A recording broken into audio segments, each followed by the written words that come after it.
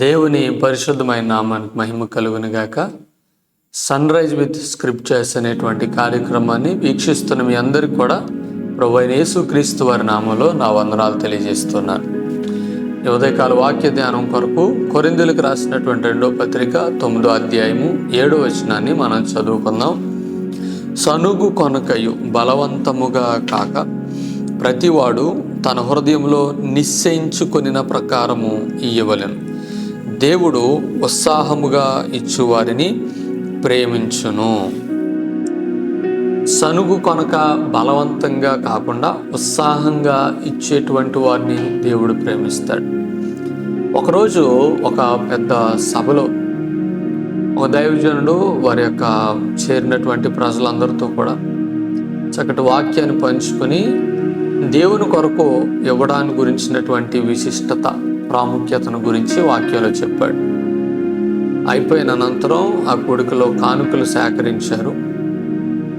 ఆ కానుకలు పట్టినప్పుడు అందరూ ముందుకొచ్చి వారు ఎంతో ప్రభావితం చేయబడి వారు విలువైనటువంటి కానుకలన్నీ కూడా అక్కడ సమర్పిస్తూ ఉండగా ఒక యవనస్తురాలు కుంటుకుంటూ తను హ్యాండిక్యాప్డ్ తాను కుంటుకుంటూ వచ్చి ఆ టేబుల్ దగ్గరకు వచ్చి ఆ కానుక పెట్టె దగ్గర తన ఉంగరాన్ని తీసి అక్కడ పెట్టేసి వెళ్ళింది.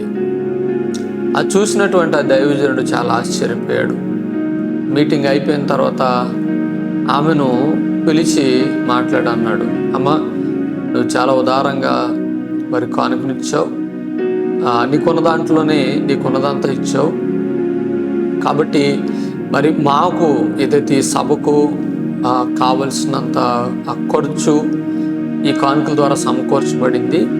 మరి నీ విలువైనటువంటి ఈ బంగారపు ఉంగరం మేము నీకు తిరిగి ఇచ్చేయాలని అనుకుంటున్నాం అని చెప్పగానే ఆమె తల అడ్డంగా ఊపి నేను తీసుకోను అని చెప్పి ఇలా అంది.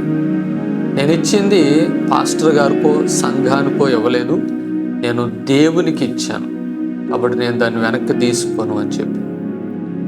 మనము దేవునికి ఇస్తున్నామా? ఇచ్చేటప్పుడు సనుక్కోకుండా బలవంతంగా కాకుండా హృదయపూర్వకంగా ఇస్తున్నామా? మనం దేవునికి ఎలా ఇస్తున్నాము అనేటువంటిది చాలా ప్రాముఖ్యం. ఎందుకంటే దేవుడు ఇచ్చే చేతుల్ని కాదు, ఇచ్చే హృదయాన్ని చూస్తాడు, ఈ హృదయ వైఖరిని చూస్తాడు. కనుక ఉత్సాహంగా దేవునికి ఇచ్చే వారంగా ఉండాలి. అది మాత్రమే దీవెనకరం. దేవుడు అలాంటి మనస్సు, దేవునికి ఇచ్చేటువంటి హృదయం మీకు అనుగ్రహించును గాక. ఆమేన్. ప్రార్థన చేసుకుందాం. మహోన్నతుడు అయిన తండ్రి, ఈ సమయంలో ఈ ఉదయకాలం నీ లేఖనాలు మాకు వినిపించినందుకు స్తోత్రాలు. హృదయపూర్వకంగా మా అర్పణ నీకు ఇవ్వాలి.